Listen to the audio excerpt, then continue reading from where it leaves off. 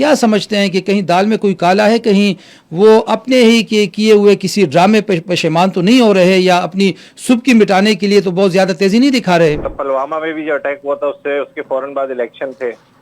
اسی طرح یہاں بہار کے الیکشن قریب ہیں, اور مودی صاحب جو ہے ان کے جو انتہا پسند وزیر اعظم ہیں, انہوں نے کل جو ہے وہ بہار کے اندر ایک ریلی سے خطاب کرتے ہوئے پاکستان کو دھمکیاں لگائی. تو ان کا بیسک ریلی کا مقصد پلگام کیوں نہیں گئے؟ وہ وزیر اعظم تھے نا, ہاں ان بالکل. کو پلگام جانا چاہیے تھا, پلگام نہیں گئے. وہ گئے ریلی میں جا کے دھمکیاں لگا رہے ہیں, اور اس واقعے کو کیش کرانے کی کوشش کری سیاسی طور پر. تو ان کے اپنے لوگ اب یہ بول رہے ہیں کہ مودی صاحب جو ہے وہ 2 پوائنٹ پہ الیکشن لڑ رہے ہیں. ایک تو مسلمان اور ہندو میں تفریق کرنا, دوسرا پاکستان دشمنی. یہ 2 پوائنٹ ہوتے ہیں, ان کا ایجنڈا ہوتا ہے, وہاں وہ الیکشن لڑتے ہیں.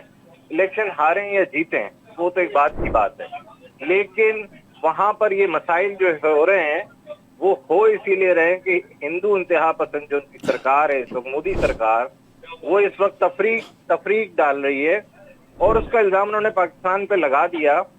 ان کے ادھر جب یہ واقعہ ہوا اس کی ٹائمنگ دیکھیں کہ واقعہ کی جو انہوں نے رپورٹنگ کری ان کی اپنی ایف آئی آر کے اندر بالکل 2:20 ان کی ایف آئی آر کے اندر ٹائمنگ ہے, اور ایف آئی آر کٹ جاتی ہے 2:30 میں, یعنی 10 منٹ کے اندر انہوں نے ایف آئی آر کاٹ دی.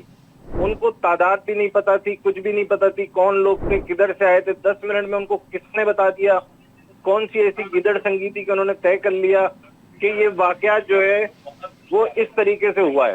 تو یہ اس کا مقصد یہ ہے کہ یہ بیسک پلاننگ بہت لمبی تھی, اور یہ پہلے سے طے شدہ تھی پلاننگ, جس کی وجہ سے جو ہے یہ معاملات ہوئے.